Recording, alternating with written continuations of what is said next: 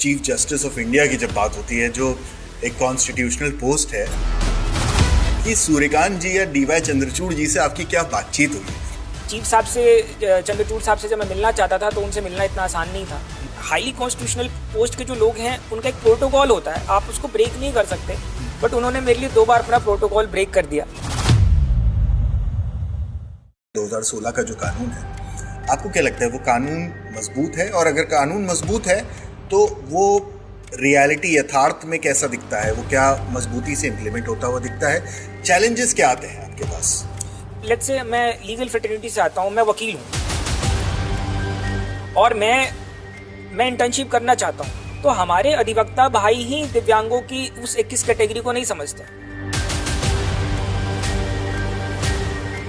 D Y Chandrachud sir या Suryakant sir, दोनों में से ज्यादा फ्लेक्सिबल कौन है?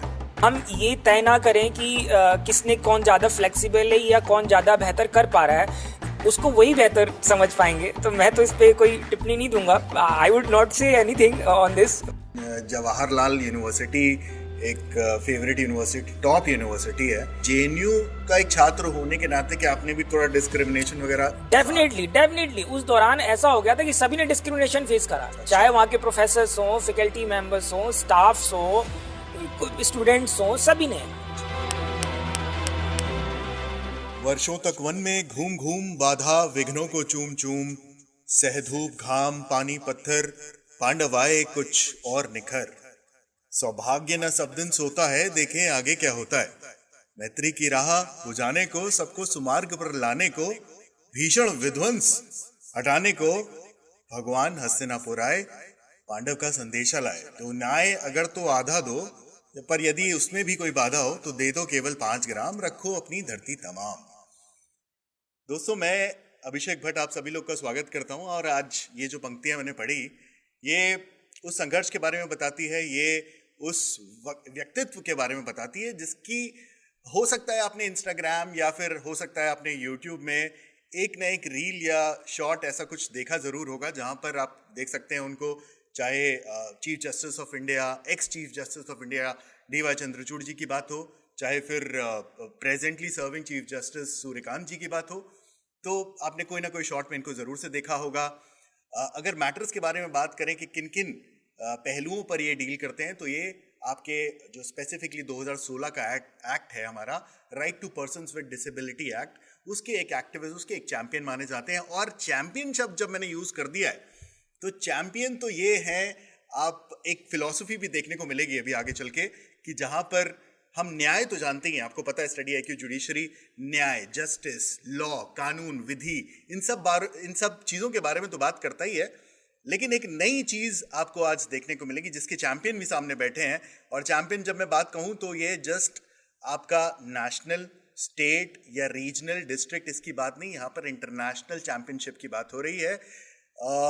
ज़्यादा इसमें ड्वेल ना करते हुए मैं अपने सबसे पहले गेस्ट को इंट्रोड्यूस करने का बहुत ही ज़्यादा मुझे, I am really excited about this. And इसका एक बहुत बड़ा रीज़न ये भी है कि जिस तरह की इनके चैलेंजेस रहे हैं जीवन में, चाहे वो चैलेंजेस शुरुआती जीवन के हो, मतलब जब ये उम्र इनकी कम थी तब की बात हो, स्कूलिंग की बात हो, कॉलेज में आने की बात हो, जेएनयू से पढ़ाई करने की बात हो, उसके बाद वकालत करने की बात हो, और वकालत के बाद 6 साल से जो प्रैक्टिस चल रही है, उससे जो चैलेंजेस, एक किसी आम व्यक्ति के जीवन में तो चैलेंजेस हमें महसूस होते ही हैं, लेकिन जब और भी उससे एडेड चीज़ें और जो एक तरह से एक हर्डल्स जीवन जो आपको देता है, उसमें ये चैंपियन रहे हैं और चैंपियन अभी भी लगातार जीत रहे हैं। तो बहुत बहुत स्वागत है तेजस्वी कुमार शर्मा जी का हमारे प्लेटफॉर्म पर। मैं बताना चाहूँगा कि सर आते हैं, जब मैं बात करूँ दिल्ली विश्वविद्यालय की, तो मैं खुद भी कैंपस लॉ सेंटर का पास आउट हूँ, और सर भी LC2 से इन्होंने अपनी पढ़ाई करी है, LLB की, और अभी पिछले 6 साल से, जैसे मैं ऑलरेडी बताया, कि कर रहे थे अपने एक्टिविज्म में, अपने वकालत में, चाहे बार काउंसिल ऑफ इंडिया को चैलेंज करने वाली बात हो, नॉमिनेशन से रिलेटेड बात हो, तो शुरुआत करेंगे sir. Most welcome first of all, कैसा लग रहा है आप बताइए। Thank you so much Abhishek Bhatt ji मुझे बुलाने के लिए, specially thanks to study IQ for giving me such a big and wonderful platform to interact with the audience and to interact with the aspirants of judiciary and the aspirant of IAS examinations।